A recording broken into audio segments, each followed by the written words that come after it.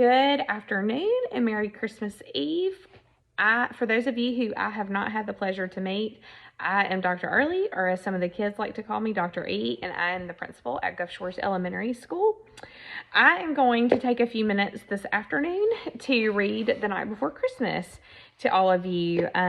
Someone had suggested that, and I thought it was a great idea. I would have loved for my sweet little girl to have been in the video, but that was not something she was very interested in this afternoon. She's not happy about the outfit she's having to wear for Christmas Eve get together tonight. So she's with her daddy right now, so I could record this. So we're going to go ahead and get started. And here we go. The Night Before Christmas by Clement Seymour, illustrated by William Roger Snow.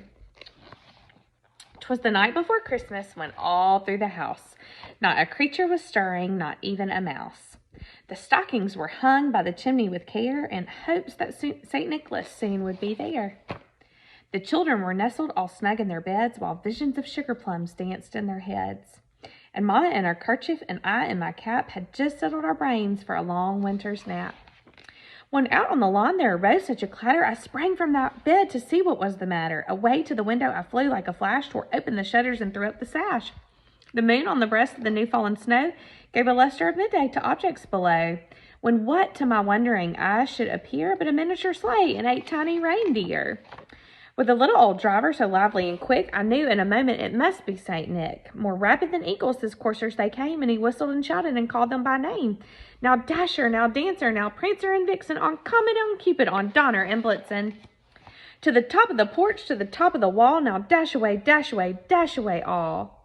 As dry leaves that before the wild hurricane fly, when they meet with an obstacle mount to the sky. So up to the housetop the coursers they flew, with sleigh full of toys and St. Nicholas too. And then in a twinkling I heard on the roof the prancing and pawing of each little hoof. As I drew in my head and was turning around, down the chimney St. Nicholas came with a bound.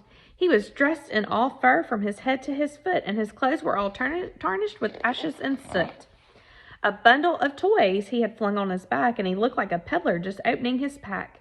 His eyes, how they twinkled, his dimples, how merry, his cheeks were like roses, his nose like a cherry.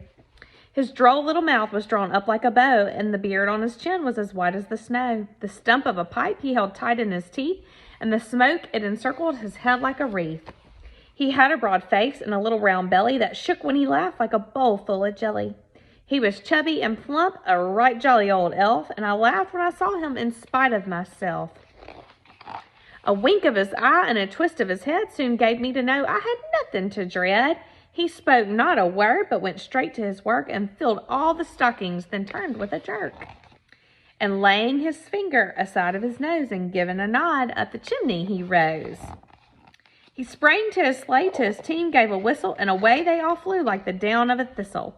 But I heard him explain, ere he drove out of sight, Merry Christmas to all, and to all a good night. To all of you, we hope that you have a very Merry Christmas and a Happy New Year. And for those of you who may not celebrate Christmas, we hope that you enjoy the rest of your holiday break. Thank you.